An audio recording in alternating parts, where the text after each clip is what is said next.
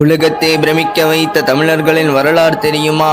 தமிழன் என்று சொல்லடா, தலை நிமிந்து நில்லடா என்று பாரதியார் கூறியதற்கு காரணம் நம் மூதாதையர்கள், மூவேந்திரர்கள் என்றழைக்கப்படும் சேர சோழ பாண்டியர்கள்.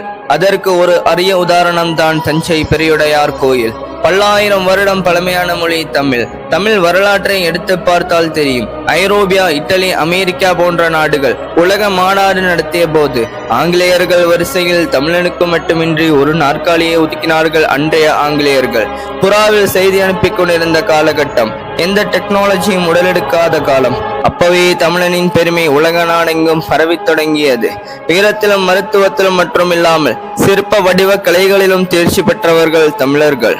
1000 ஆண்டுகளுக்கு முன் சுந்தர சோழனின் புத்திரன், சோழ வம்சத்தின் 2வது இளவரசர் அருள்மொழிவர்மனுக்கு ஒரு யோசனை தோன்றியது. சோழ தேசத்தின் தலைநகரமான தஞ்சையில் உலகத்தை பிரமிக்க வைக்கும் சிவபெருமானின் பிரம்மாண்ட கோயில் ஒன்றை கட்ட வேண்டும் என்று.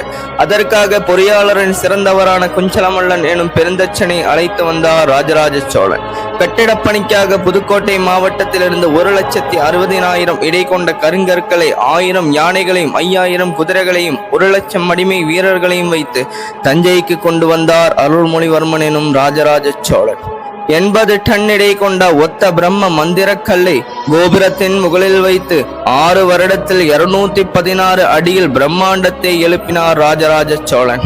பெரியுடையார் கோயிலின் சிவலிங்கத்தோட உயரம் 12 அடி, தமிழின் உயிரெழுத்துக்கள் 12. சிவலிங்க பீடத்தின் உயரம் 18 அடி, தமிழில் உயிர்மெய் எழுத்துக்கள் 18. கோயிலில் கோபுரத்தின் உயரம் 216 அடி, தமிழில் உயிர்மெய் எழுத்துக்கள் 216. சிவலிங்கத்துக்கும் நந்திக்கும் உள்ள இடைவெளி 247. தமிழ் மொழியில் மொத்த எழுத்துக்கள் 247.